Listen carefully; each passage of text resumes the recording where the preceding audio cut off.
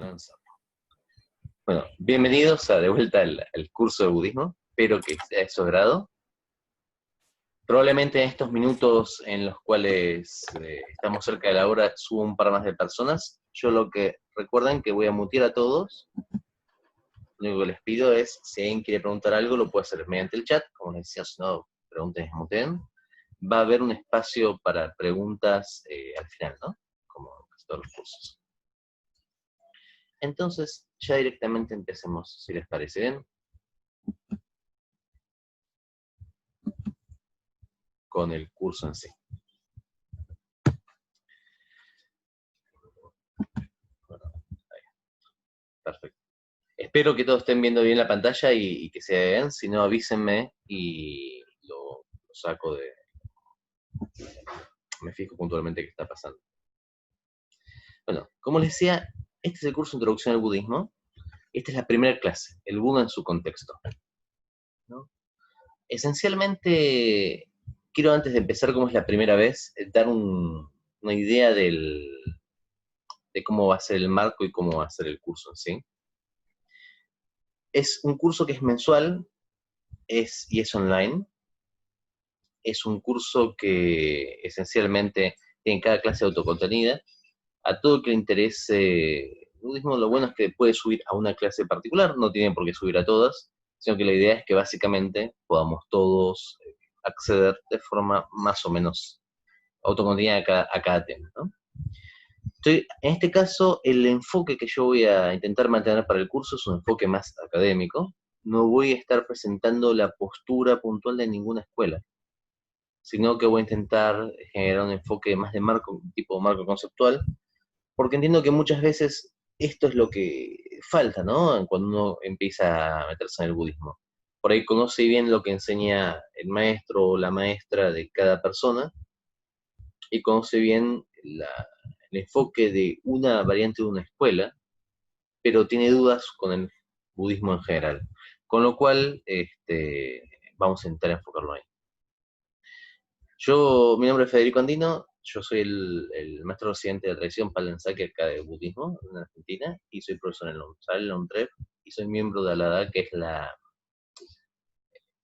como digamos, la agrupación de todos la gente que estudiamos Asia y África a nivel internacional. Yo soy miembro de la comisión directiva.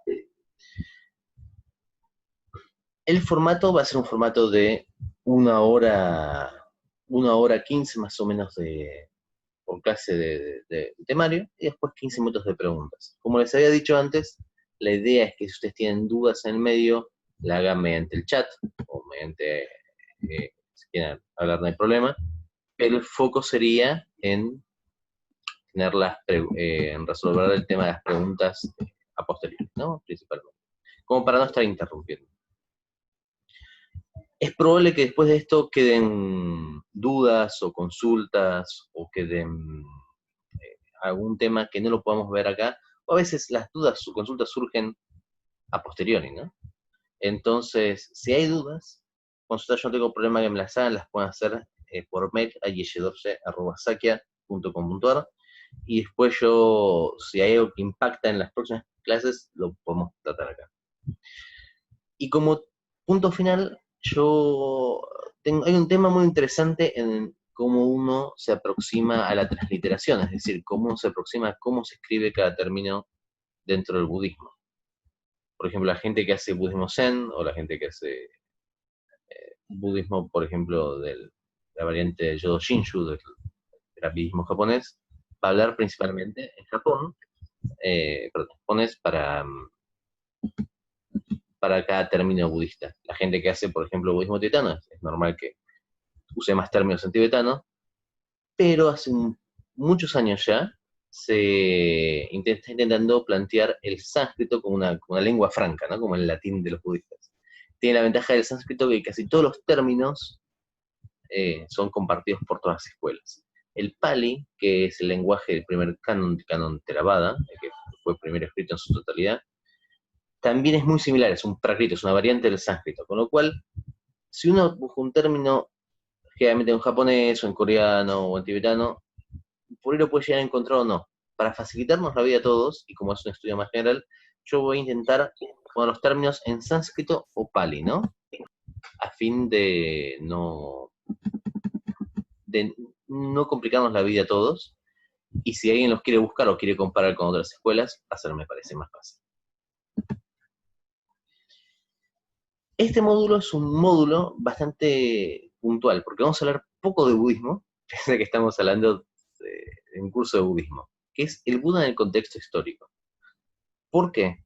Porque muchas veces yo me encuentro que en las charlas que hay con la gente que hace budismo, hay como dos formas de entenderlo, ¿no? La primera forma es pensar que el budismo es esencialmente lo mismo que el hinduismo, o lo mismo que los estilos de yoga que se hacen en Occidente, que no es correcta esa, yo creo. Tiene muchas diferencias y, por supuesto, muchas cuestiones locales. Pero hay otra forma también para decir incorrecta, que es la forma de la gente que piensa que el budismo es totalmente una cuestión autocontenida y que en sí no tiene nada que ver con, por ejemplo, las diferentes variantes evolucionarias del hinduismo o la filosofía samkhya, y se aproxima al budismo como si fuera una cuestión fuera de contexto y fuera del espacio-tiempo, ¿no? Esto también para mí es un error. Lo importante para entender el budismo, y si nosotros vamos a ver el budismo en general, es que siempre, siempre, siempre, como cualquier fenómeno, está inscrito en un contexto social e histórico, ¿no? Cultural. Entonces, esta primera clase es intentar focalizarnos en ese contexto que hace que el budismo después tenga determinadas formas. Lo interesante de todo esto, para mí por lo menos, es que en realidad muchísimo, muchísimo del budismo va a ser respuestas a contextos que no son budistas, ¿no? Porque no son.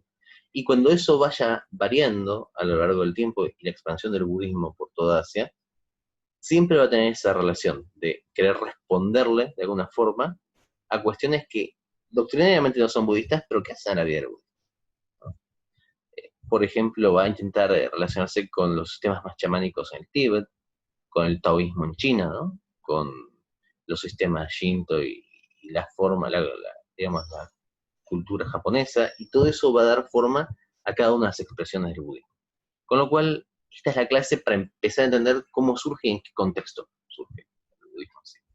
Los autores que yo me baso para tomar esta clase son Badenmayer, Davidson, Rahula y Gombrich, que son los principales para mí generalmente, Samuel Dalton, Skilton, Smith y Rhodes, que escriben bastante, y Simer y Garupajana, que son los autores más antiguos, dan una perspectiva más histórica. Yo no los recomiendo como autores para empezar ahora, porque realmente son autores muy buenos,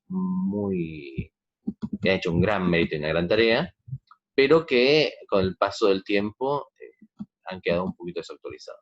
Como cualquier cuestión, uno cuando va pasando el tiempo se producen nuevas producciones, se produce una forma de pensar y hay que actualizar un poquito, ¿no?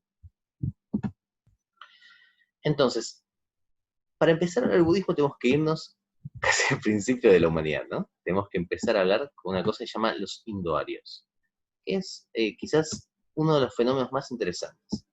Déjenme contarles un poquito algo mientras tanto.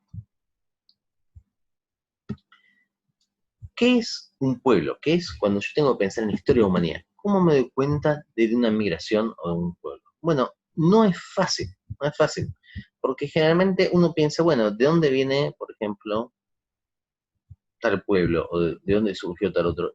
Y es muy difícil reconstruir la historia de las migraciones de la humanidad. Yo creo que todos estamos de acuerdo que nosotros somos primates que hemos migrado de África en algún momento, que ahora ya está hasta discutido en qué momento, ¿no? Por oleadas diferentes, salimos de África por Medio Oriente y nos fuimos repartiendo por el mundo. Eso generalmente hay un consenso. ¿Cuándo pasó? Ahora se está recontradiscutiendo. ¿Y de qué forma nos repartimos por el mundo? También está recontradiscutiendo. Pero piensen cómo intentar reconstruir eso. Yo puedo reconstruirlo arqueológicamente algunas cuestiones. Yo puedo, por ejemplo, reconstruir cerámica. Yo puedo reconstruir tumbas. Pero eso me dice poco si la persona era de una característica u otra, más allá de que pasó personas por ahí. Yo puedo decir, bueno, puedo hacer análisis, en caso tenemos esqueletos, análisis genéticos, pero saben que la idea de raza no es una idea biológica, es una una cuestión, un concepto más sociocultural, y todos compartimos un montón de, de genes, ¿no? Entonces es muy difícil intentar pensar en seguir una población de un punto de vista puramente genético. La forma más certera que se hemos encontrado es mediante componentes lingüísticos sociológicos que son los lenguajes. Intentar entender de qué forma, cuando tenemos registros escritos o tenemos topónimos de palabras, se van generando la dispersión de los humanos. Entonces, hay grandes familias de lenguajes, que son familias de lenguajes relacionados, a diferencia de otros lenguajes que no tienen relación con ellos. Una de las familias más importantes de lenguajes es la familia indoeuropea, de la cual somos todos partes. Estamos hablando en castellano, en inglés, en francés, en alemán, aún en hindi, somos parte de la familia indoeuropea, que es una familia que se extiende desde las Américas y en su momento llegaba hasta China, con un grupo de gente llamada tocarios. Y toda esta gente que se va moviendo, tenemos en común un montón de cuestiones de lenguaje que con otras personas no tenemos, por ejemplo con los tibetanos, o con los chinos, que tienen la familia sino-tibetana de lenguaje, que es otra familia, en la cual el lenguaje se maneja de otra forma, y tratamos absolutamente todas estructuras sintácticas y gramáticas de forma diferente. Esto es interesantísimo porque en algún punto nosotros, los argentinos o los hispanoparlantes que estamos ahora en América en 2018, tenemos un montón de puntos en común con la gente de la India. Más puntos en común que, por ejemplo, los tibetanos que viven al lado, ¿no? O los chinos que también viven al lado. Y hay palabras que nosotros todavía seguimos manteniendo, ¿no? Que, por ejemplo, la palabra yoga, que todo el mundo la asume como un grupo de posturas, quiere decir un tipo de unión, ¿no? Nosotros la tenemos todavía como yugo o cónyuge, ¿no? Cuando nosotros decimos el cónyuge, es dos personas que están unidas. Esencialmente, en el sentido legal, ¿no? Esa es una cosa que tenemos con yoga. Por ejemplo, nosotros tenemos con los mismos, podemos ver a lo largo de todo, desde la India hasta acá, diferentes variaciones. Por ejemplo, la India tiene un dios, uno de los primeros dioses, los devas, se llama Deus, que era el cielo. Deus lo podemos encontrar en Grecia como Zeus, ¿no? Todos conocemos a Zeus.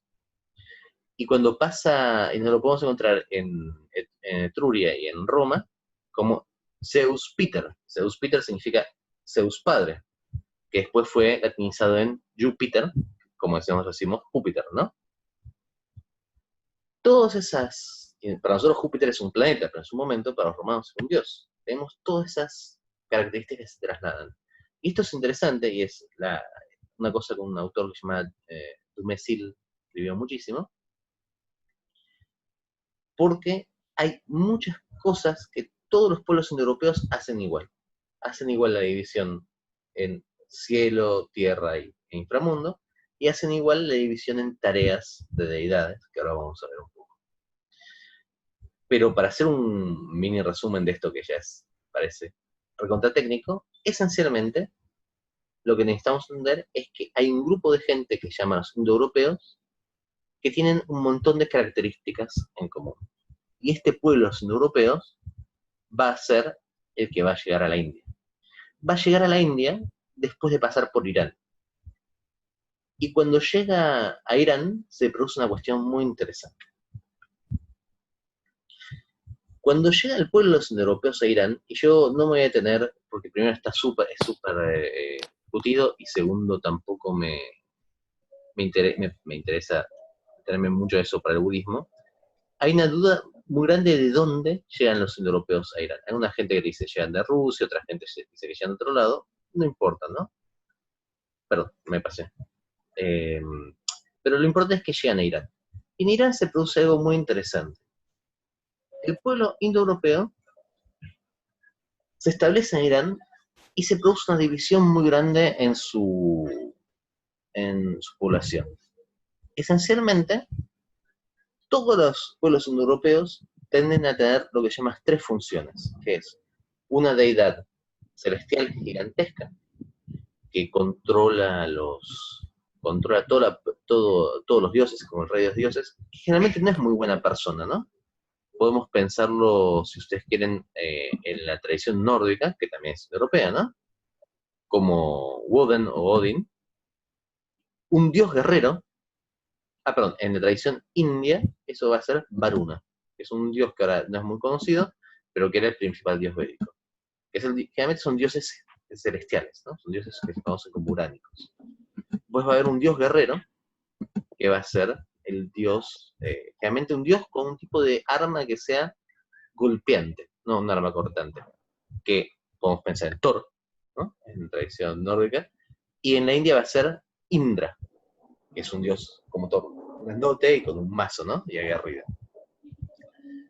Esperen que vea, hay alguien que está con el que está haciendo ruido de fondo, esperen que ya lo... Gracias. Hay alguien con el micrófono fuera mío. Y después va a haber un dios de los campesinos, ¿no? Que generalmente en la tradición nórdica podríamos pensarlo como Freya, y después puede ser, por ejemplo, hay muchísimos en la tradición india, pero podría ser Krishna, por ejemplo. Tenemos estos tres niveles de dioses. Estos tres niveles de dioses, lo que es interesante es que se mantienen en toda la tradición indoeuropea, toda tradición. Y entonces, esto es previo a llegar a la India. En el momento que se va a llegar a la India, el pueblo iraní se divide en un lugar que se llama Mitanni, y pasa una cuestión. Se genera una división que se llama Deva y de Asura, que nosotros lo hemos visto en la India. Va a aparecer en el budismo las palabras Deva y Asura.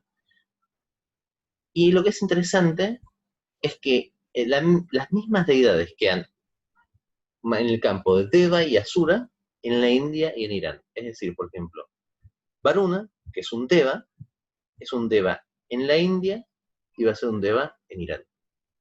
Ahora, en Irán los Devas son malos, perdón, y los Asuras son buenos, mientras que en la India el Deva es bueno y el Asura es malo. Entonces se produce una división muy grande en la cual una parte del pueblo que sigue un tipo de deidades va a ser el pueblo que va a avanzar hacia la India. Y llega a la India con toda esta carga de tradición previa a lo que va a encontrar en la India. Es decir, el pueblo indio ya de por sí trae un montón de tradición indoeuropea. Es algo importante para pensar, ¿no? Piénsenlo, yo siempre digo, lo más cercano que nosotros tenemos a nivel de representación popular de este tipo de religión es la forma nórdica. Vironator, Odín y todas las cuestiones de guerreros de vikingos. Esto era literalmente igual, con la diferencia de que usaban carros más que pelear a pie. Pero generalmente eran ejércitos muy aguerridos, ¿no? Que llegan con todo un panteón armado y en algún momento que vueltan, no me voy a preocupar en las cronologías porque no es tan importante y están muy discutidas, llegan a la India e invaden la India y toman el control de la India. Y cuando toman el control de la India, se produce ya dentro de la India el primer fenómeno importante de la religión india, que es la escritura de los Vedas, que son 4 libros, puntualmente, que es la base, o digamos, la primera producción religiosa de carácter ya y más indio, ¿no?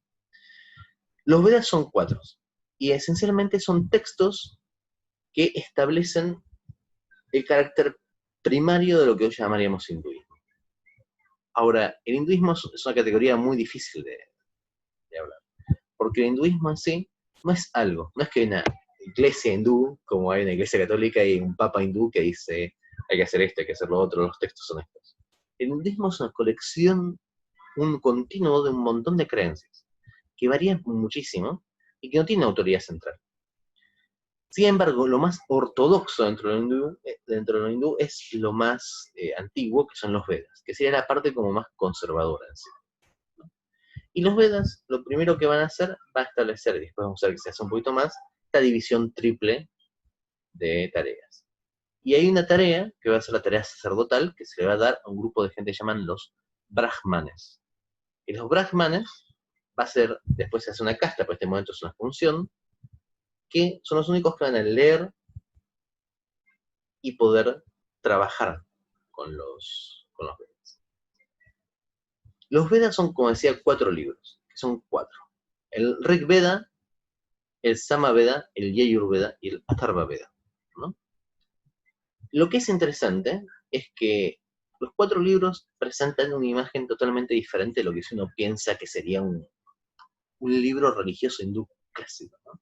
En mi experiencia, cuando uno habla con gente que no conoce el tema, hay un campo cultural que nos dice que el hinduismo es paz, es amor, es cantar Om Shanti Om, ¿no? Y si uno agarra los Vedas, se da cuenta que generalmente son libros o de mitos cósmicos. Hay un mito cósmico de vuelta muy parecido, por ejemplo, a los mitos nórdicos, donde hay un gigante que se llama Purusha, que es muerto, y el cosmos y las personas se hacen en base a su cuerpo. O hechizos para ganar dinero, para ganar con los dados, para tener victoria en batalla, toda una serie de cuestiones que no las asociaríamos con lo más espiritual, ¿no? De todos esos textos que hay, probablemente el más importante es el Rig Veda, y es el que esencialmente da el panteón, lo que después va a ser el hinduismo. Que si uno agarra el Rig Veda y después se va a fijar los templos en India, son dos cosas casi, no diría totalmente encontradas, pero son muy diferentes. Porque el panteón hindú, una cosa que tiene que ser interesante, es que es totalmente móvil y es mutable. Los grandes dioses del Rig Veda, que son Indra, Varuna y Agni, no aparecen tanto en el sistema hindú popular nuevo, actual. Ahora aparece 18.000 variaciones de Krishna, Vishnu, Hanuman.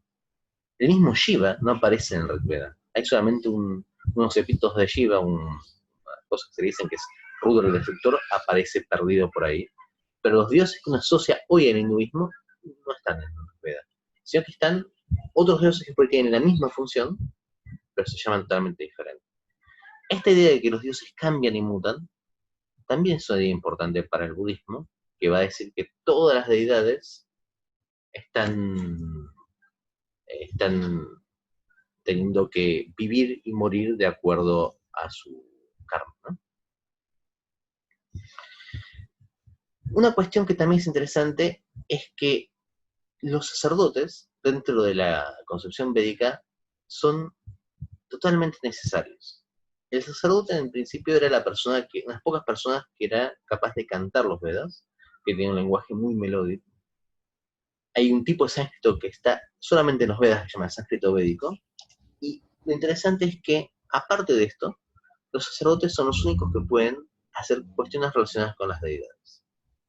Ahora, las cuestiones relacionadas con las deidades van desde, por supuesto, sacrificios, pujas y servicios, hasta cosas tan simples como prender un fuego. Yo por eso puse imágenes de sacerdotes prendiendo el fuego y haciendo una ofrenda. ¿Por qué? Porque el fuego en sí es un dios, Agni, que es el dios que cuando quema un sacrificio le lleva el sacrificio a los dioses. Con lo cual, si uno estaba en su... Esperen que hay otra persona Perdón, recuerden de mutearse cuando entran, por favor. Yo prendo me fijo para mutear.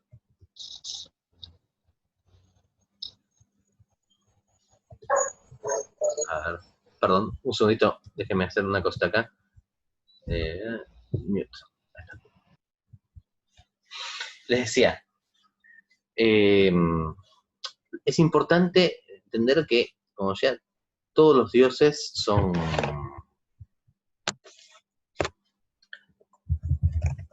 Todos los dioses son esencialmente...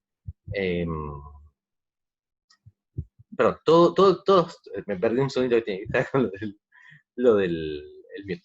Decía, todos los sacerdotes son necesarios para hacer cualquier cosa. Así que si uno quiere prender un fuego en su casa para cocinar algo, tiene que pedir un sacerdote, o tendría que pedir un sacerdote, que venga, que prenda el fuego, que haga ofrendas, y por supuesto eso requiere un pago. Si uno quiere apagar un fuego, es apagar un dios, y si uno quiere prepararse agua, o quiere preparar comida, o quiere preparar algo, todo este esquema está pensado en que uno tiene que invitar a un sacerdote. Por lo tanto, la casta sacerdotal en el esquema védico es extremadamente fuerte. Ni digamos, por ejemplo, si no tiene que, se murió el rey, tiene que asumir otro rey. Esencialmente, todo el esquema de los Vedas está pensado para que la casta sacerdotal tenga una incidencia constante en el día a día de todas las personas. Brahmanes va a haber desde para los reyes hasta para la persona más pobre. Y esto es importante porque va a dar dos cosas que se van a producir. Por un lado, se va a producir un foco cada vez más grande en rituales, que nosotros vamos a ir viendo, y por otro lado, se va a producir también una reacción frente a esta, digamos, omnipresencia de la casta brahmánica en todos lados. Para dar un ejemplo de qué sería algo escrito en un Veda, ese es un ritual para Surya, ¿no? Surya es el dios del sol, que hace que puse ahí. Y lo que vamos a hacer es que vamos a pedir a Agni, que es el fuego, le lleve el mensaje a Surya, ¿no? Que Agni, de donde surja, lo lleve al cielo. Como en todas las cuestiones indias, no solamente la sacerdotal, hay un sistema de castas, sino que también hay una gran preponderancia en una estructura patriarcal muy pesada. Las mujeres piensan que una forma que surgió posteriormente este texto, porque ya se puede ver en este texto, es que cuando un hombre se muere, la mujer idealizada se suicida con él, ¿no? Se prende fuego. Con lo cual, si buscan la opción de hechizo para mujeres buscando hombres, no va a estar, siempre van a estar hombres puestos en los textos védicos, ¿no? Entonces, este por ejemplo es un ritual, que se le hace una ofrenda y se le pide a Agni que hay un novio que no se agrada, le hace que pague los servicios, quiere conseguir a la doncella X, es decir, quiere que una mujer le dé su mano, ¿no? Y fíjense una cuestión que también está muy marcada, es el papel de la mujer, que es un papel horrible en eso, ¿no? Que es que la mujer consiga su propósito y su felicidad, es decir, que su vida tenga sentido en tanto en cuanto lo consiga mediante el esposo. Este es el tipo de conjuro que está lleno en los Vedas. Está realmente, sobre todo la Atharva Veda, el Yajur Veda, el Sama Veda, son literalmente conjuro tras conjuro tras conjuro. Es decir, son todos medios mágicos. ¿Y qué es un medio mágico? Un medio mágico es una forma de conseguir un cambio, ¿no? Es una forma de generar un cambio puntual en algo que sucede. Y lo que es interesante es que para textos religiosos, que uno está desde el marco más occidental pensado en una cuestión más mística, de unión con la deidad, la mayor parte de los textos védicos son textos mágicos. Son textos para que alguien consiga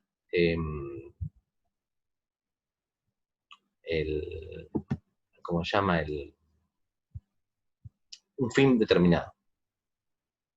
Por supuesto, estos conjuros que se toca cualquier otro conjuro, no es que puede venir una persona y decirlo, sino que tienen que ser dichos por un sacerdote. ¿Qué pasó?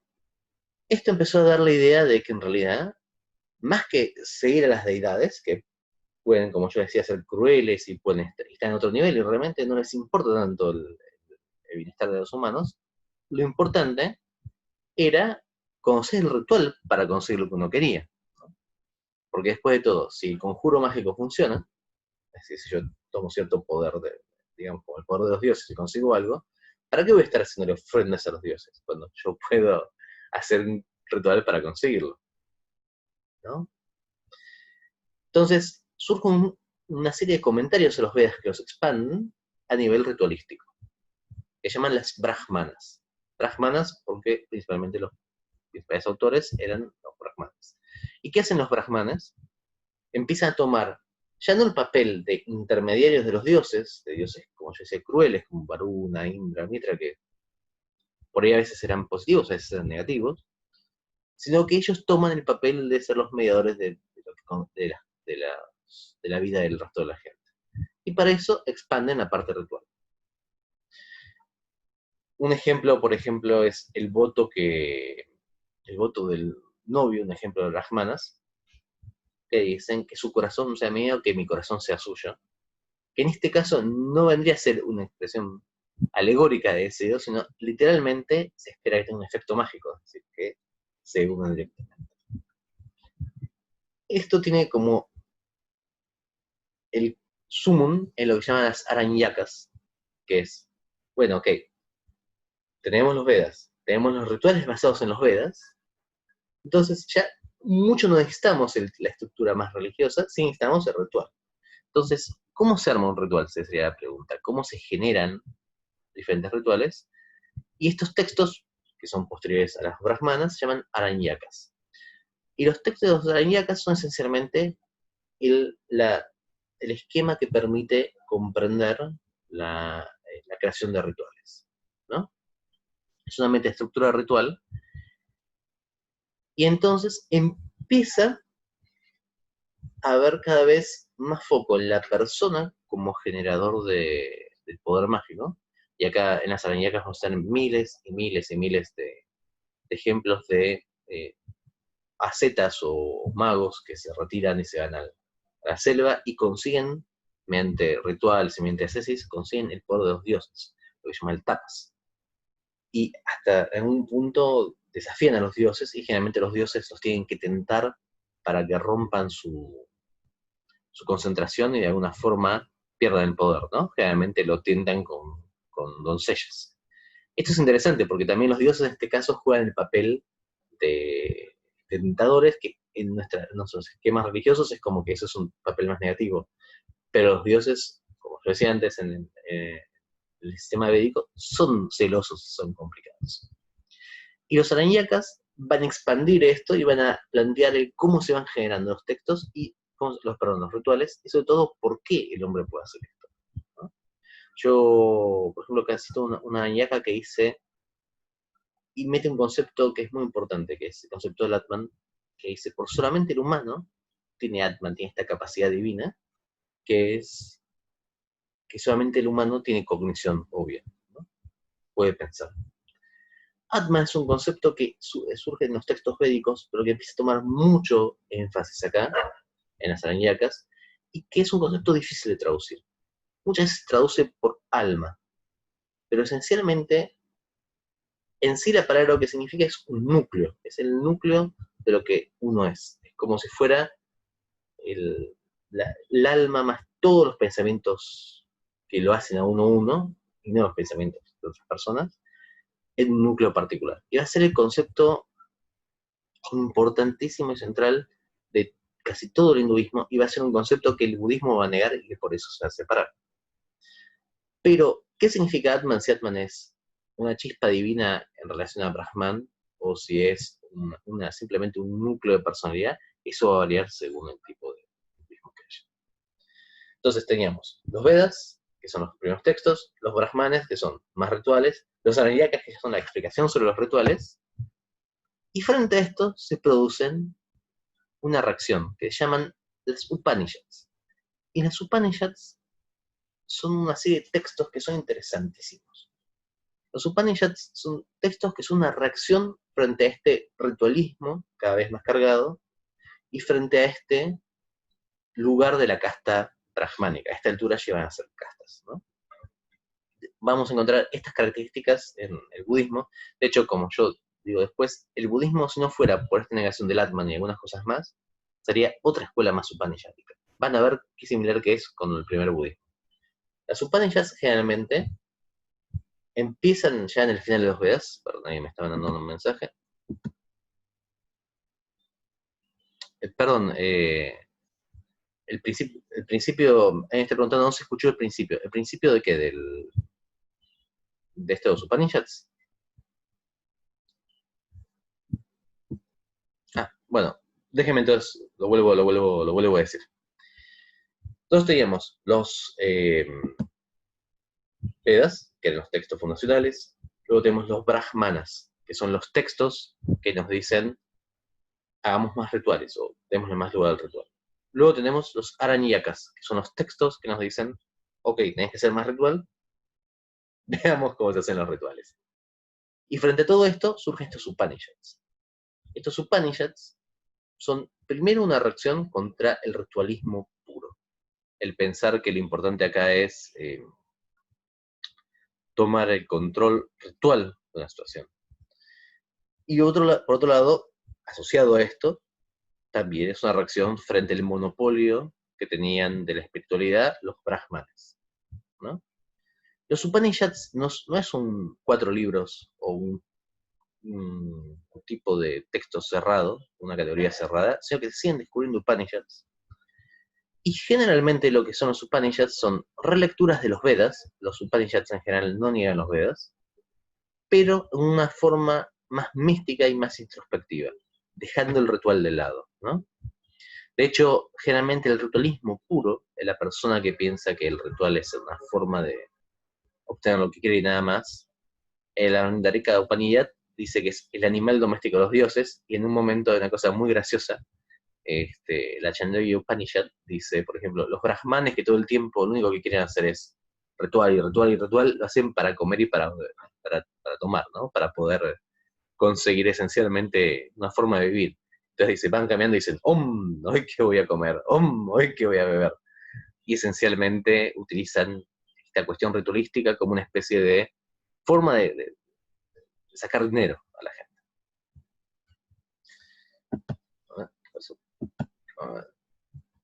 Acá hay un ejemplo, por ejemplo, de la Maitri Upanishad o la Maitriyaniya, que es probablemente la Upanishad más interesante y más importante, que es extremadamente útil conocer porque tiene muchísimas de las cosas que van a pasar en el yoga y en el hinduismo en general, y hasta en el budismo. Fíjense una cuestión. Yo había contado que una de las cuestiones para entender es esto del Atman, este núcleo, ¿no?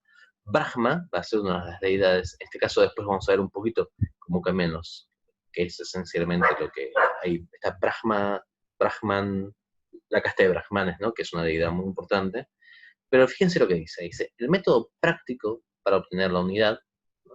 de esta gran deidad y el Atman, el alma uno, es control de la respiración.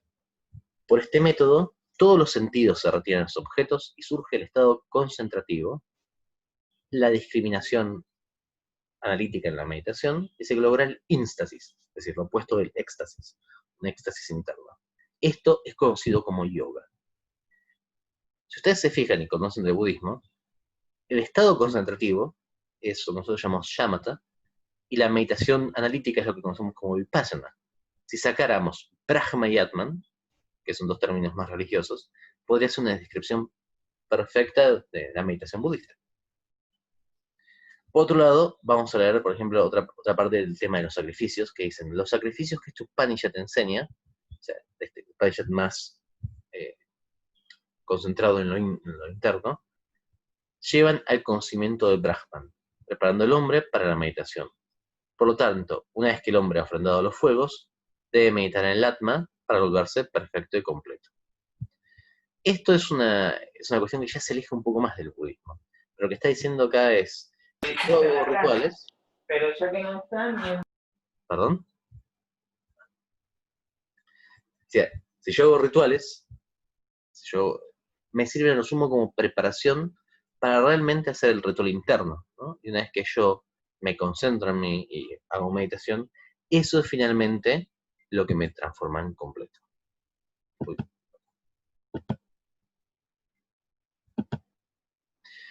Entonces, hagamos un resumen hasta acá, para que no sea tan pesado. Nosotros tenemos como dos líneas. Una que sale de los Vedas, que va a los Brahmanas, a las Aranyakas y a los Upanishads. Y por otro lado, tenemos un principio más cosmológico y después mucho foco en el ritual, y de alguna forma ese foco en el ritual externo hace que se empiece a plantear la internalización del ritual, ¿no?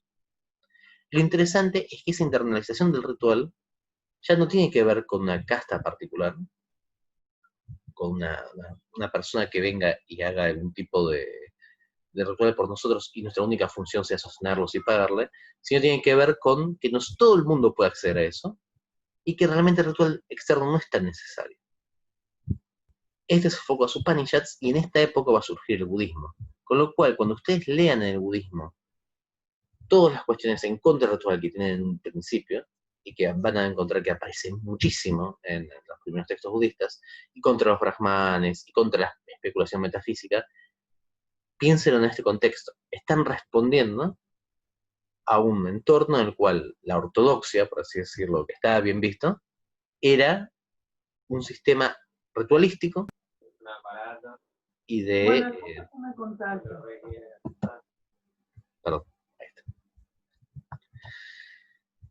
¿Qué son finalmente? Pues Mari, El más allá. perdón, hay una persona que está desmuteándose. ¿Cuál sería este orden social en el cual está inscrito y el cual las Upanishads se revelan? Esencialmente, el orden social en la India, yo diría casi hasta el día de hoy, porque si bien oficialmente ya no existe más, se sigue viendo bastante, está planteado en lo que llaman las varnas, que varnas vendría a ser, se traduce por castas, pero literalmente significa lo que cubre, es decir, la piel, ¿no? Y eso se justifica con el Rig Veda en un pasaje donde se dice que este gigante cósmico que existía se hacen diferentes tipos de personas. Pero después del Rig Veda, generalmente se empiezan a escribir muchos códigos éticos y se empiezan a establecer las castas clásicas, especialmente en el Mahabharata. Y hay tres clases principales. Y esas tres clases son las tres clases que tienen que ver con las tres funciones indoeuropeas que yo les decía. Una clase sacerdotal, como la clase del Dios de los cielos que mira todo, una clase guerrera, que tiene que ver con, como yo decía, los dioses más fuertes, fortachones que pegan, ¿no? Thor, por ejemplo, y una clase campesina, que tiene que ver con los que quedan debajo del resto, ¿no? Estas tres clases, las tres primeras clases, son las clases que pueden estudiar los Vedas, y que de alguna forma tienen lugar para tener un lugar más definido. Aparte de eso, hay una clase que llaman los Shudras, que venía a ser peones y servidores, que son parte, son parte de esta estructura, pero que no pueden estudiar los Vedas y su única función es servir abyectamente a las clases superiores. Es interesante que si uno ve cómo están hechos esto en el Rig Veda, cuando uno lee los comentarios dicen, bueno, ¿qué quieren decir que del gigante cósmico se generaron los diferentes tipos de personas? De la cabeza surgen los brahmanes, que son los sacerdotes. De los brazos surgen los guerreros.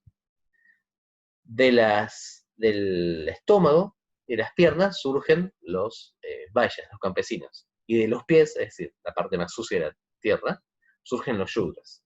Pero si ustedes pensaban que los yudras la tenían mala, hay otra clase que es peor, que se llaman los Dalits, que generalmente los van a encontrar en los libros occidentales traducidos por los intocables. Ahora, es peor. Dalit significa literalmente lo que los pies presionan. ¿Se entiende? Si los pies están en contacto con la suciedad, son la suciedad. Son literalmente los oprimidos. Estas Dalits son avarna o descartados, no tienen varna. Es interesante que el último gran budismo histórico, el budismo Navayana, va a ser esencialmente formado por Dalits. Ahora, ¿qué pasa si todas las castas, por supuesto, tienen que relacionarse con ellos mismas y tienen que casarse con ellos mismos? Ahora, cuanto más alta la casta, peor se poluciona, en el sentido que pierde pureza, si entra en contacto con una casta más baja. Un brahmin, por ejemplo, no podía hacer ni siquiera la sombra tocar a una persona de casta baja, ¿no? Si, por ejemplo, un shudra tocaba la sombra a un brahmin, el brahmin se consideraba impuro, tenía que purificarse a lo largo de mucho tiempo. Por lo tanto, esto generaba una división bastante dura, ¿no? Con muy pocas exclusas en la sociedad india. Frente a esto, las Upanishads van a decir, esto no tiene sentido. Realmente la liberación, según la forma que se toma, va a pertenecer a todas las castas. El budismo, en teoría por lo menos, va a negar absolutamente todas las cosas de castas. En la práctica, sigue habiendo divisiones y hasta los mismos textos notan la división de cuando una persona viene de una casta brahmin y se hace budista, y cuando una persona viene de una casta shudra o vaishya, ¿no? Muy pocos Dalits en un principio se hicieron budistas, luego con el paso del tiempo se hicieron más. Ahora, el Buda Shakyamuni, una cosa interesante, no era brahmin, sino que era kshatriya. Y esto va a colorear mucho la forma en que él trata con los brahmins, porque en realidad los brahmins eran la casta sacerdotal, con lo cual el Buda Shakyamuni, hablando de liberación y hablando de meditación, se estaba metiendo, por así decirlo, en un lugar que no era el suyo. Entonces, vamos a hablar un poquito de los conceptos más importantes que había en este contexto social. Como yo decía antes, Brahma, de donde viene Brahman, vendría a ser la realidad suprema, ¿no?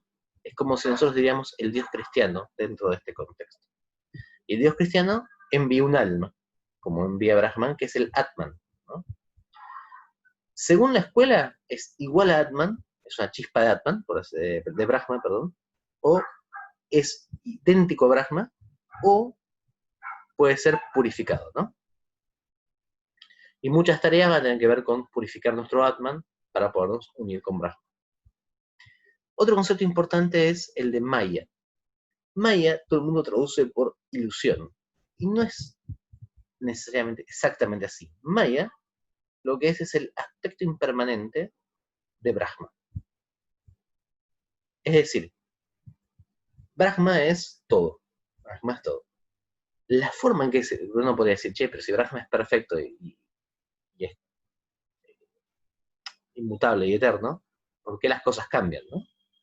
Entonces, lo que se va a responder es, no, lo que cambia es Maya, que es la forma, el aspecto más impermanente de Brahma.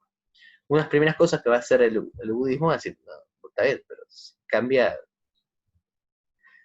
o Maya no existe o Brahma no existe, ¿no?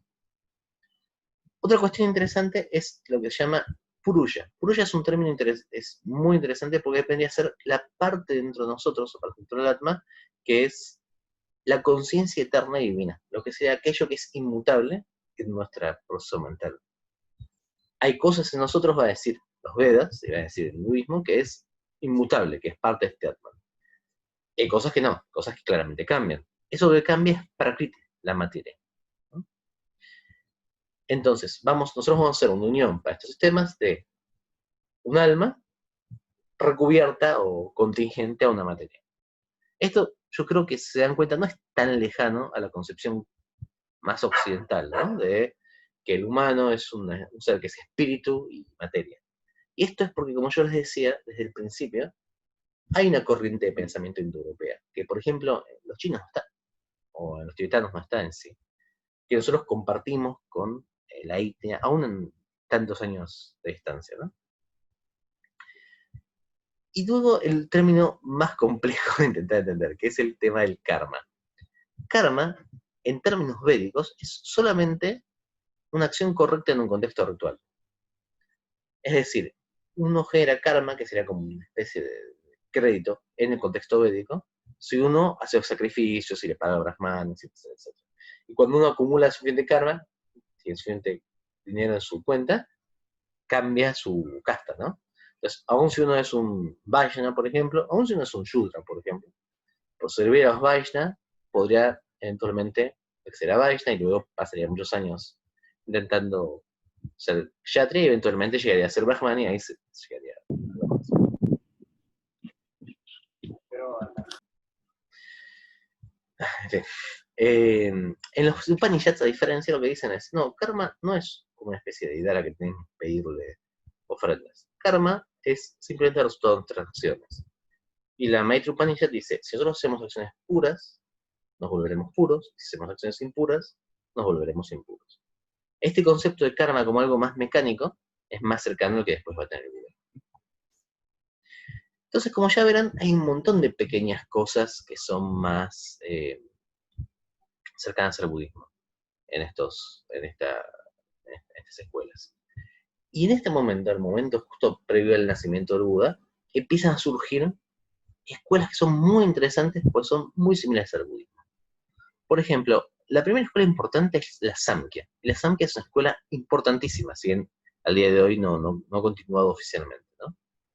La Samkhya es una escuela que nace un par de siglos antes de que el Buda, en la misma zona de donde nació el Buda. De hecho, el Buda nace en un pueblo que se llama Kapilavastu, que es donde vivía el Guru Kapila, que está sentado.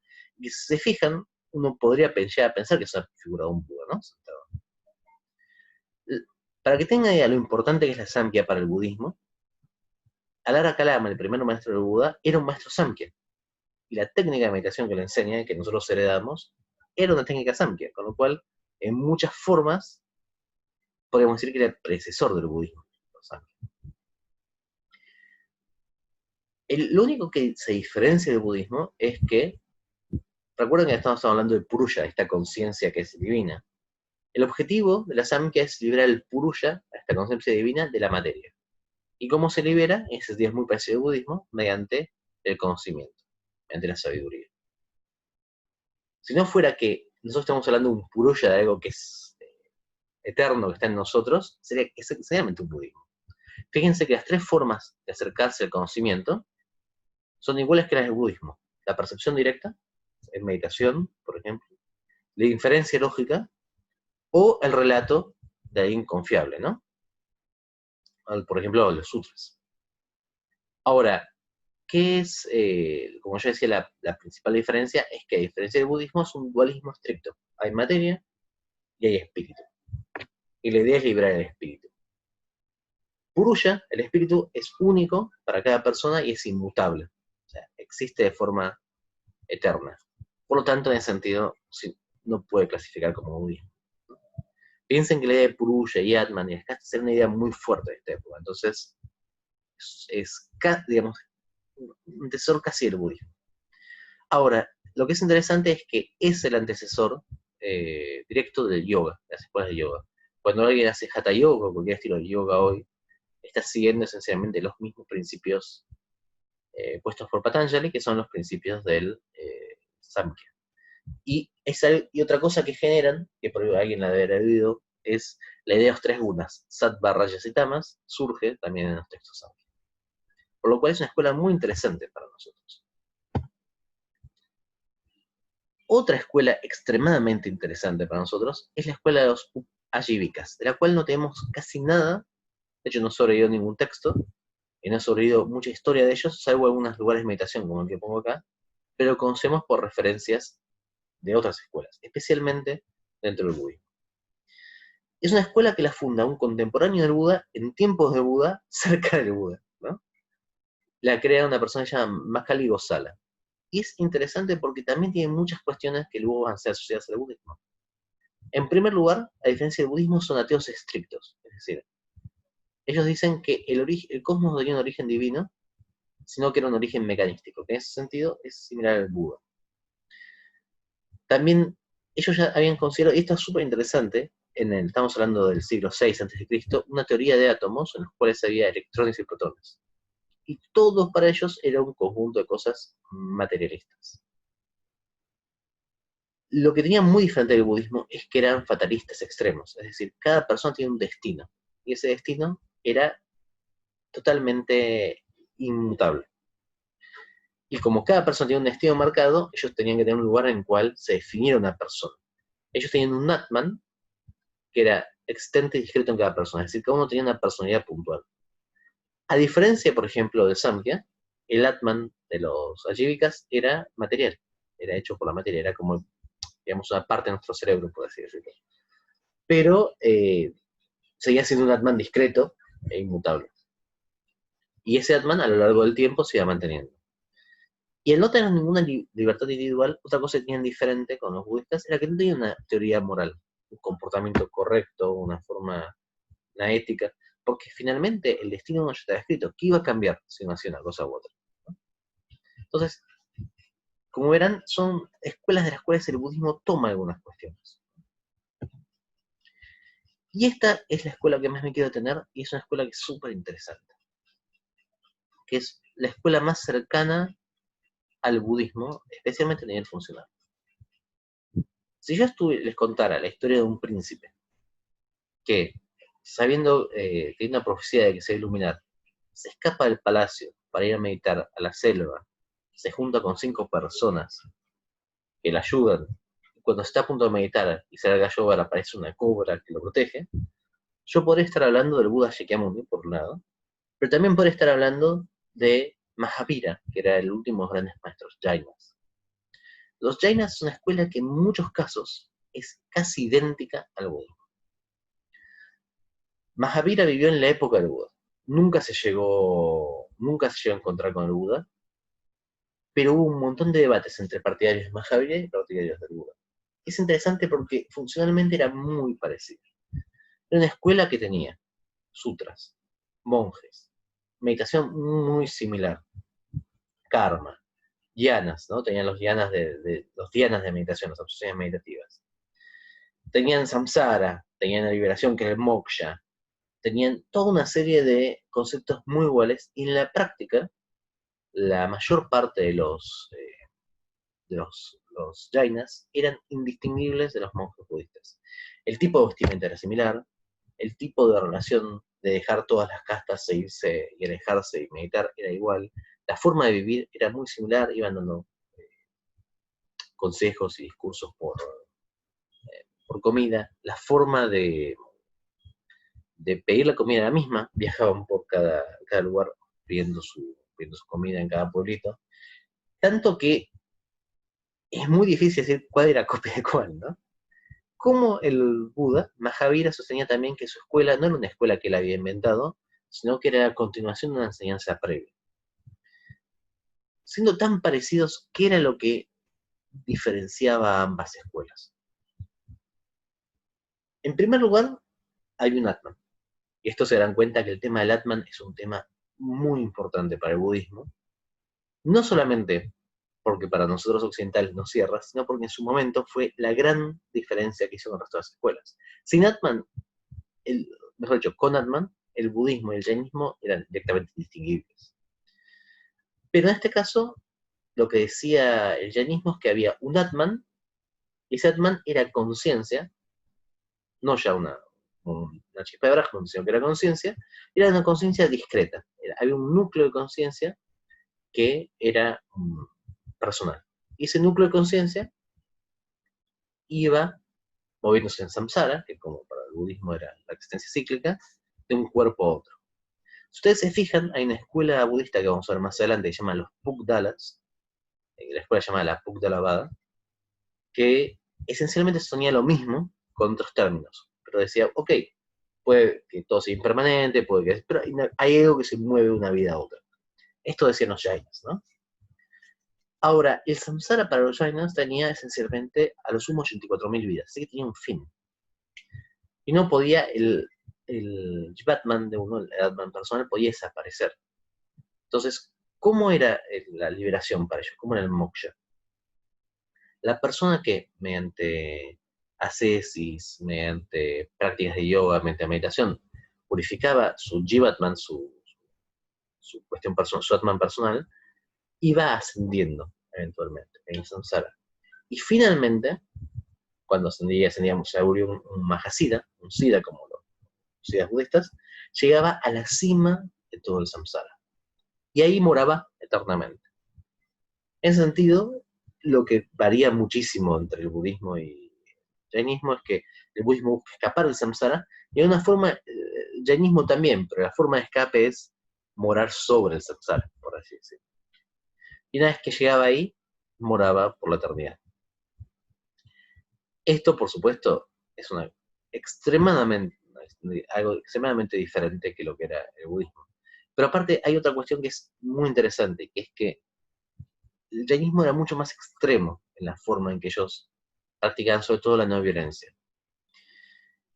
Dentro del jainismo, la forma de practicar la no violencia cuando uno está a punto de liberarse era primero intentar no moverse, porque en el movernos matamos hormigas o pequeños seres, por lo cual la gente que estaba avanzada, la forma de extinguirlos era que llevaban las escobas, las cuales barrían antes de pisar, para no matar ningún bicho, y cuando cuando se consideran muy avanzados, se dejaban morir de hambre, así no tenían que ir a matar una planta. Se iban a una montaña y se sentaban hasta morirse, ¿no? Es raro pensar esto, porque es un tipo de práctica tan extrema que nosotros jamás nos cuesta, jamás lo podemos pensar, ¿no? Pero en su momento en la India fue probablemente la escuela más fuerte. Cuando llegó el ejército de Alejandro Magno, ¿no? En el siglo IV a.C. La dinastía más fuerte era la dinastía de los Maurya. Y el emperador de la dinastía, una vez que fue derrotado por Alejandro y se volvió un aliado de ellos, le dejó el gobierno a su hijo y se fue a morir a la montaña. Y se murió, literalmente. Entonces piensen cuán fuerte en esta escuela que hasta emperadores y gobernantes la seguían. Interesantemente, el jainismo al día de hoy sigue existiendo. Yo, cuando estuve hace poco en la India, estuve en un templo jaina, que en realidad es como una especie de montañita que uno sube. Y lo que es más interesante aún, en muchas cosas, la evolución del jainismo ha seguido el paralelo de la evolución del budismo. Así como el budismo tuvo la división en Nikaya y Mahayana, el jainismo tuvo una división doble, y así como el budismo empezó a meter elementos tántricos, se volvió, tomó una parte tántrica muy fuerte, el jainismo tiene su parte tántrica. Es muy interesante porque es casi igual al budismo. Si uno se fija en las prácticas, en el lenguaje, en los conceptos, especialmente el budismo Nikaya es casi lo mismo, casi lo mismo. Lo que cambia es esta postura más extrema. Y a esto se refiere el Buda cuando habla del camino medio. Muchas veces no queda claro cuando el Buda dice camino es el camino medio entre qué. ¿No? Y el camino medio generalmente hace entre no hacer nada y estas prácticas tan extremas que terminan siendo hasta dañinas, ¿no? Para la persona. Entonces, ahora que estamos ya llegando al fin, ¿cuál sería la conclusión de todo esto? ¿No? Nosotros hemos visto cómo empezamos con un sistema totalmente guerrero y orientado a, los, a las batallas y a la riqueza y a las cuestiones mundanas, con un poquito de cosmología, que eran los Vedas. Con el paso del tiempo, este sistema empezó a sobrecargarse de rituales y empezó a perder la parte más mística y a ponerse más concreto, volverse más orientado a un resultado tangible, ¿no? Frente a eso hubo una reacción, que es la reacción upanishadica, ¿no? El budismo es parte de esto. Si ustedes se fijan, nosotros hablamos primero de cosas que son casi como extrañísimas para el budismo. Imagínense, eh, por ejemplo, budistas que vivieran de prender el fuego en la cacerola, ¿no? Casi imposible. Pero cuanto más avanzamos en la época upanishádica, más nos encontramos con similitudes. Ya en las Upanishads mismas encontramos similitudes de términos, y en las escuelas que surgen, la Samkhya, la Jivika, pero especialmente la Jaina, encontramos paralelos muy fuertes. Con lo cual, lo primero que tenemos que entender es que el budismo no es algo que surgió de la nada, sino que es una escuela más que surgió en el momento upanishádico. ¿Y qué es lo que lo caracteriza de esa forma? ¿No? Primero que todo, deja de lado el ritual, que es la gran discusión védica. Después elimina la necesidad de un sacerdote. Recuerden de vuelta, yo sé que soy pesado con esto, pero a veces me cuesta enfatizar lo suficiente la importancia de un brahman en la sociedad india. Sin un sacerdote brahmánico, si no es un védico ortodoxo, no puede hacer nada. Por otro lado, hay un alejamiento de la sociedad de los órdenes sociales para poder iluminarse. Así como los jainas, así como los samkhyas, el budista deja de lado la estructura social y no se fija en la casta, por lo menos en teoría, ¿no? Después en la práctica eso seguía pasando, pero en teoría no se fija en qué casta es, como el Buda Shakyamuni, que era, como se llama, un kshatriya, un guerrero. Como yo les digo, en la práctica esto se complica un poco más, pero por lo menos la teoría era esta. Luego desenfatiza las deidades. Las deidades en el budismo, como comenté antes, tienen un comienzo, un final, y ninguna es necesaria para la práctica y la liberación. Dicho esto de paso, a diferencia, por ejemplo, de los ajívikas, el budismo no desconoce las deidades o las niega, simplemente las considera innecesarias, ¿no? Y sobre todo lo que hace el budismo de muchísimos textos previos y posteriores es toma conceptos y palabras, como karma, como dhyana, samsara, nirvana, moksha, jiva, todo eso lo va tomando y lo resignifica. Esto es especialmente importante para nosotros occidentales, porque nosotros estamos acostumbrados a que las palabras son menos polivalentes de lo que son en ese contexto. Es decir, si nosotros vamos y nos juntamos con una persona que practica, por ejemplo, yoga de forma tradicional, o nos juntamos con alguien que lee mucho hinduismo, o que tiene otra corriente, y hablamos de karma, si bien la palabra es la misma, es probable que nosotros querramos decir cosas totalmente diferentes. Y en esto se produce muchísima confusión, sea en los foros en los cuales aparece gente posteando términos que uno los lee y dice, bueno, estos términos aparecen en el budismo, pero por contexto claramente no son, ¿no? O sea que uno mismo lee textos y después se confunde muchísimo con, ¿por qué habla del karma? ¿Por qué tengo que hacer ofrendas para mejorar mi karma? ¿O cómo puedo purificar mi karma? Cuando pasan esas cuestiones tienen que ver con que muchos términos son términos que han sido tomados de otras las corrientes previas y que las corrientes previas siguen vigentes el día de hoy. Hay mucha más gente que hace yoga que hace budismo, ¿no? En ese sentido. Fíjense una cuestión, en términos budistas, el budismo es un yoga, ¿no? De hecho, todas las técnicas meditativas son yogas en términos budistas de cómo se entiende el yoga. Ahora, si uno le dice a la gente en la calle, bueno, vamos a hacer un yoga, y por ejemplo se sienta a cantar un sutra, es probablemente que ellos se queden pensando dónde están las mats y dónde está la flexión, ¿no? Esto es lo principal que toma el budismo. Ahora, ¿qué es lo que hace el budismo que se separe de la escuela upanishádica? Y esto es vital también entenderlo. En primer lugar, lo más importante, el budismo dice no hay Atman. Y esto, el Anatman, es, ustedes saben, uno de los puntos principales del budismo. Por el segundo lugar, tampoco hay Brahma, ¿no? Recuerdan que Brahma era la realidad incambiante, y uno veía el Maya, la realidad cambiante. Y el budismo dice, no hay Brahma. Todo es impermanente, ¿no? Y esto es el segundo punto que se separa. En tercer lugar, el budismo va a decir, por supuesto, que hay una cuestión que estamos marcados por la insatisfacción, por el sufrimiento. Y esto también lo va a separar. Generalmente en los Vedas el tema del sufrimiento no está tan enfatizado. Y finalmente lo que va a decir el budismo es que en realidad hay un camino para salir del samsara, que esto separa muchísimo del sistema védico y de cosas como, por ejemplo, los ajivikas o los samkhyas o los jainas. Y estas cuatro cosas, que no hay Atman, que todo es impermanente, que estamos marcados, signados por la insatisfacción y el sufrimiento, y que hay una forma de escaparnos de este tipo de existencia, son lo que se conoce como los 4 sellos del Dharma. Estos 4 sellos del Dharma son esencialmente lo que hace que el budismo no sea una escuela upanishádica, que esté muy cercana,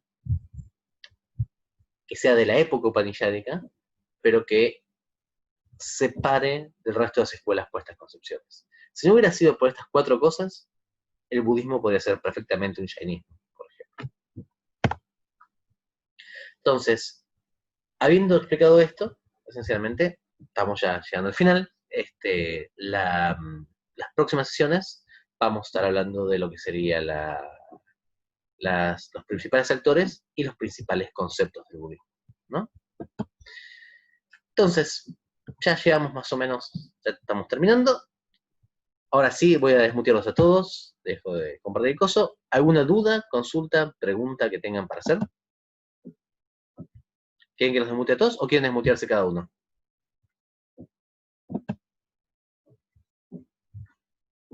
Perdón, yo sé que por ahí fue un montón de cosas una detrás de otra, ¿no? Excelente, Fede, buenísimo. Gracias. ¿Alguna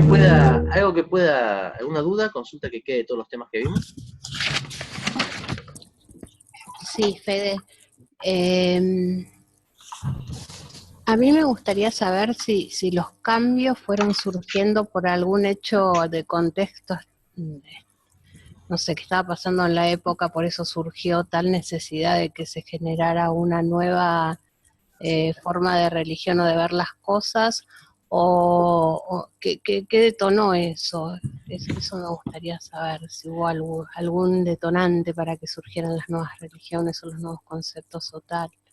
No, no, son una cuestión evolutiva. Yo no puse mucho énfasis en la parte histórica, porque realmente es una cuestión más de introducción, ¿no? En los conceptos, si no se me va a hacer de 5 horas la charla. Pero en realidad es un proceso que se va dando a lo largo de más o menos 1200 años. Hay una gran duda de cuándo es el momento que llegan los hinduarios, cuándo se escriben los sutras, cuándo se escriben los Vedas, perdón.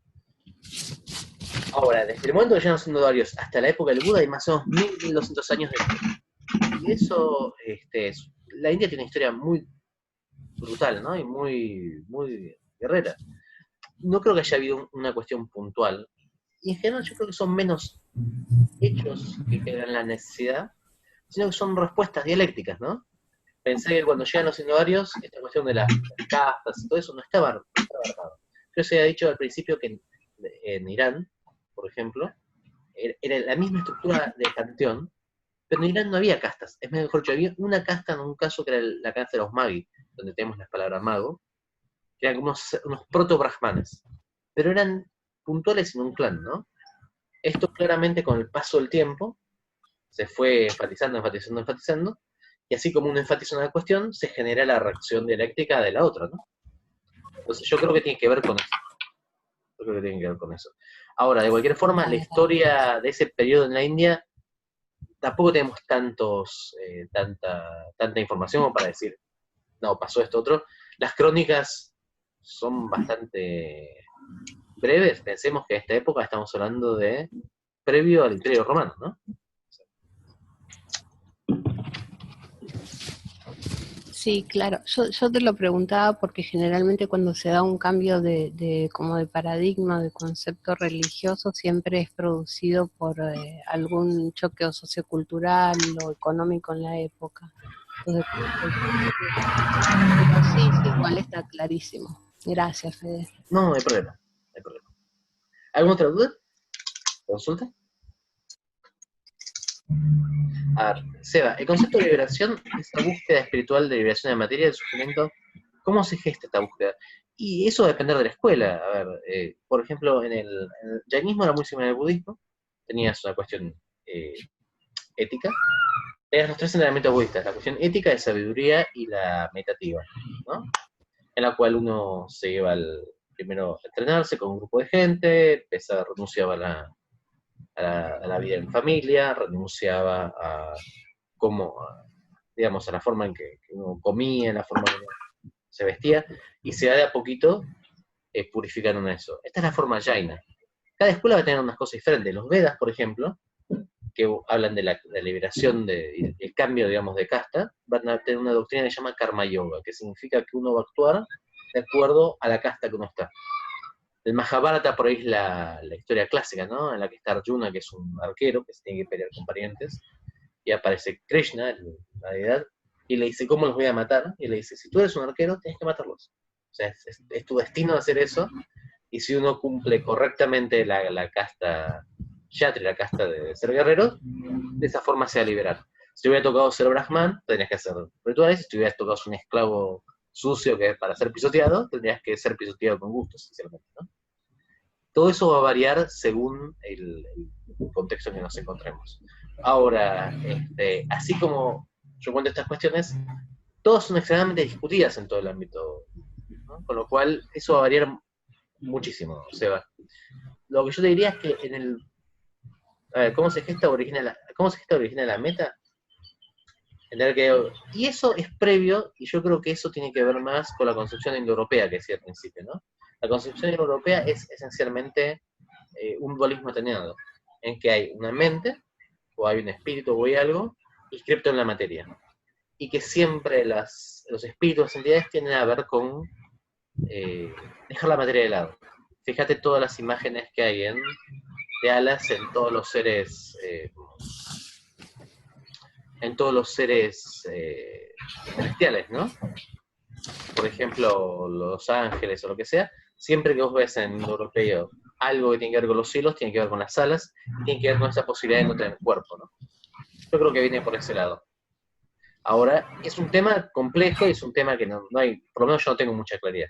Por ahí tiene más claridad, pero el origen de la idea dualista yo creo que tiene que ver mucho con el lenguaje, ¿no? Tiene que ver mucho con el origen de la conciencia, pero se escapa un poco. Perdón, sí, con eso respondí. Excelente. Ahí sí. ¿Alguna otra duda? Ah, espera. Cero. La escuela Samkhya, no es antecedente. A ver, la escuela Samkhya es un antecedente de todos nosotros los budistas, ¿no? No solamente ¿cómo se llama? De la escuela Sakya. La escuela Sakya, digamos, de hecho se cita bastante la Samkhya, porque la escuela Samkhya es muy clara en la forma en que ordena las cosas. Pero no, si la escuela Sakya en sí tiene un antecedente puntual es la Mayamaka Nagarjuna, en ese sentido. Después, todo esto en un momento viene a Nagarjuna. Después, el budismo va a tener un gran momento, que lo vamos a ver en las próximas clases, de intentar organizar. Hay alguien que está. Perdón, voy a mutear un poco. Hay alguien que está matando. Ahora desmuteamos de vuelta. Tiene un momento en el cual se organizan todas las prácticas en base a diferentes cuestiones filosóficas. Después venía Nagarjuna a decir: eso no sirve, sirve hasta ahí, tirémoslo. Pero la idea Samkhya de esto de los 3 gunas, de meditar, de concentrarse, de hacer esta cuestión de meditación y análisis, todo el budismo la va a tener. Ahora, hay una escuela puntual de budismo, que es una escuela Nikaya, que se llama Uttaravala, que es una escuela que es casi idéntica a la Samkhya, casi idéntica a la Samkhya. Y después, de hecho, la Pugdalavada, que es una escuela, la única escuela que el budismo hace un cisma, va a ser literalmente la Samkhya en términos budistas. Literalmente. Va a tener los 3 gunas, va a tener el Atman, va a tener todo el resto. ¿Respondí bien, en serio? Asumo que sí. Y Abril decía, la negación del Atman fue un concepto inédito o está basado en otra religión. Bueno, a ver, ¿cómo sería otra religión para basarse? Es muy difícil decir cuando un concepto es inédito, no en diferentes sistemas religiosos. Sistemas materialistas ha habido desde hace un montón de tiempo. Ahora, es difícil, por ejemplo, si uno piensa en, para darte un ejemplo, un sistema taino, un sistema indonesio, por ejemplo, previo, que decía que no existía un alma en ese sentido, que haya tenido algún tipo de contacto. Generalmente, dentro del contexto indio, en ese sentido, si no es el primero, es probablemente uno de los principales negadores, digamos, del Atman en sí. Pero lo que cambia ahí no es tanto que se niegue el Atman, porque había casos en comentarios en los Vedas, en los Anayakas, de gente que decía, todo eso de los sacerdotes y de la vida es una mentira, digamos. Hay una diferencia entre decir, yo no creo en los sacerdotes porque es una mentira, y ya está. Y uno puede decir, ¿está negando el Atman? Sí, pero por ahí está negando el sacerdote, o está negando el ritual, váyanos a ver lo que parece. Sino que el Buda es el primero que sistemáticamente en ese contexto sienta y dice, ¿por qué no hay Atman? Yo hice esto, y se produjo esto. Y tenía que haberse producido esto otro, ¿no? Es el primero que de forma sistemática plantea por qué no hay un Atman, más que negarlo directamente. Negarlo muchas veces no tiene otro valor que una cuestión discursiva. Vos venís y me decís, no sé, yo creo que el mundo es redondo. Y yo digo, no, para mí no. Y vos me decís, ok. Yo digo, no, bueno, no me interesa, chao, me voy. Eso mucho valor no tiene. En asumo todo el mundo pensaría que estoy loco, ¿no? Digamos. Pero si yo agarro y digo, bueno, mirá, te voy a explicar por qué para mí es plano. Y empiezo a establecer una cuestión sistemática, ya es otro el valor que se da. Hay otro tipo de consulta que hay que hacer. El Buda fue el primero, creo yo, que hizo este tipo de cuestión tan sistemática. Por lo cual fue tan difícil en algún punto discutirlo, ¿no? Porque generó tanto movimiento que en algún punto realmente cuestionó. El único, fíjense cómo será la cosa, que cuando llega el momento de transformarlo a Buda en un avatar de Vishnu, como forma de reabsorberlo, ¿no? Cosa que ustedes deben haber visto una vez, si no, búsquense emanaciones de Vishnu, que va a estar Vishnu, el dios hindú, y va a estar el Buda ahí al lado, que hace el hinduismo. Lo que hace lo que hace muy inteligentemente Shankara, que era un gran maestro indio, el fundador de Advaita Vedanta, es utiliza la misma argumentación budista y llega hasta el punto en el cual llega Atman y después dice, esto lo podemos llamar Atman porque Atman es un concepto, pero en realidad Anatman no podemos llamar porque no existe el Atman, pero el Atman es un concepto, pero en realidad hay un Atman. Es una cosa muy interesante. Él dice, no, pero sí, ¿no? Sería la nación más interesante que hace Shankara, y después eso mucha gente dice que Shankara es un cripto-budista, ¿no? Es un budista que esencialmente utiliza lo mismo que el budismo, pero le da una vuelta más. No sé si con esto respondí a la pregunta. ¿Alguna otra más, gente? ¿Alguna otra duda que presentar? Bueno, gente, entonces, si les parece... una cosa, sí. Partiendo de la idea de dualidad, ¿cuál sería la diferencia de concepción del yoga entre hinduismo y budismo? Bueno, a ver, el hinduismo es súper amplio, ¿no? Súper amplio. Como yo decía antes, no hay una cuestión. Por ejemplo, si nosotros agarramos el Mahabharata, que es un texto, ese texto, por ejemplo, que tiene Hare Krishna, ¿no? Yoga en ese sentido es, de alguna forma, una unión con Brahma, con la divinidad, con esta cuestión máxima, ¿no? Brahma en ese caso tiene forma de Krishna, pues son krishnaístas, y entonces, generalmente cuando un Hare Krishna habla de yoga, va a hablar de karma yoga. Yo tengo que hacer lo que es correcto según mi casa, o según mi escuela. Cuando por ejemplo, un maestro de yoga, por ejemplo, un maestro de yoga más tradicional, ¿no? Un maestro de algunos sistemas, por ejemplo, yoga del sur de la India, habla de yoga, generalmente va a tener que ver un poco con esta unión, pero la unión va a ser mucho menos personalizada. Ustedes se fijan en los Yoga Sutras de Patanjali, en un momento él dice, ¿con qué podemos hacer yoga? ¿Con qué nos podemos unir? Y da un montón de cuestiones, con la respiración, con los procesos mentales, con los chiri, ¿no? Los torbellinos mentales. Y en un momento él dice con Ishvara, que es una deidad interna, ¿no? Que es lo que lo diferencia, por ejemplo, del budismo. Pero esa deidad interna, sí, que es un foco más, en Patanjali aparece como suelto por ahí, tiene que ver con esta capacidad de nosotros de conectarnos, ¿no? con algo externo. El budismo y yoga, en realidad, tiene que ver con algún tipo de práctica que una nuestra conciencia, en ese sentido, con algún tipo de proceso mental, ¿no? Cuando en el budismo hablamos de un yoga, es esencialmente un camino de práctica generalmente meditativo. Hay karma yogas en el budismo, que son, por ejemplo, los días, lo que es el soyong en el budismo tibetano, los días de uposatha, en los cuales yo me comporto de una forma particular, pero esa forma, a diferencia del hinduismo, no va a estar regida por la clase social, ¿no? O por una casta. Todo el mundo se tiene que comportar de tal forma. O sea, no es que si yo soy un guerrero, puedo matar ese día. No, nadie puede matar. En general, el budismo, todo va a tener que ver con la unión con determinados procesos mentales. Lo que va a variar de los sistemas más meditativos de yoga con esa concepción del budismo es que en el budismo no hay nada que sea eterno en esos procesos. Ni que sea indivisible, ni que sea permanente, ¿no?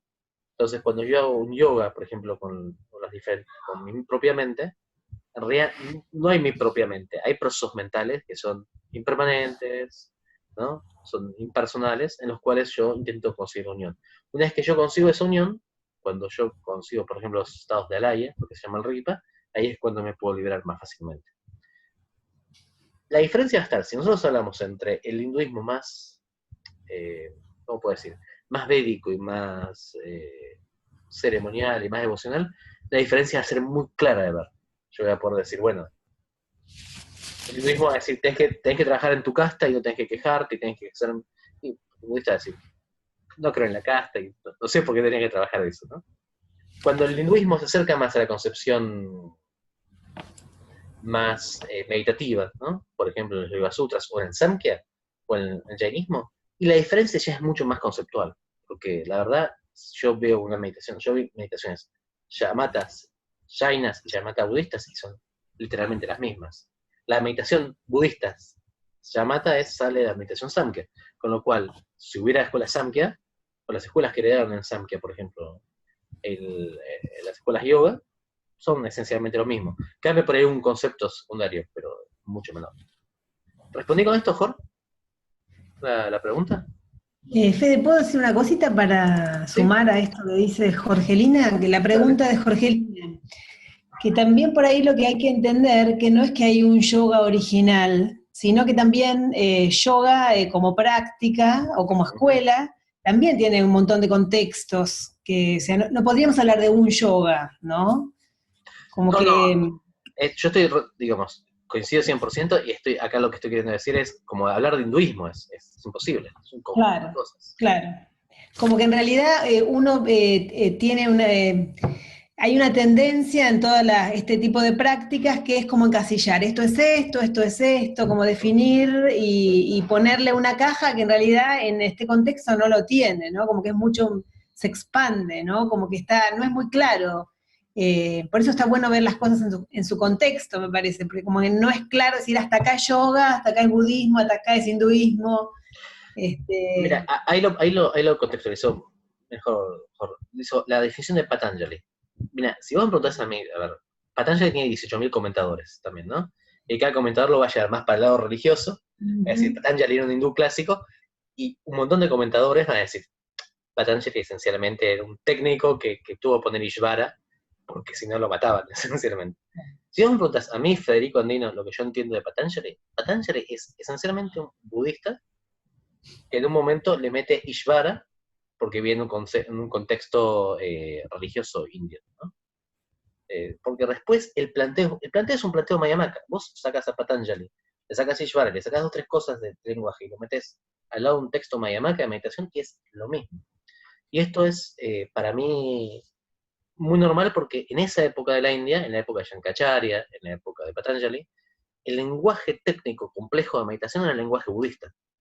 Eso es previo a que el budismo desapareciera en la India, y en ese momento todo el que hacía meditación, de alguna forma tocaba el budismo, porque había ocupado el lugar ese, ¿no? Así como el hinduismo era para la cuestión más popular en ese momento, el lenguaje complejo era el lenguaje de prestigio, ¿no?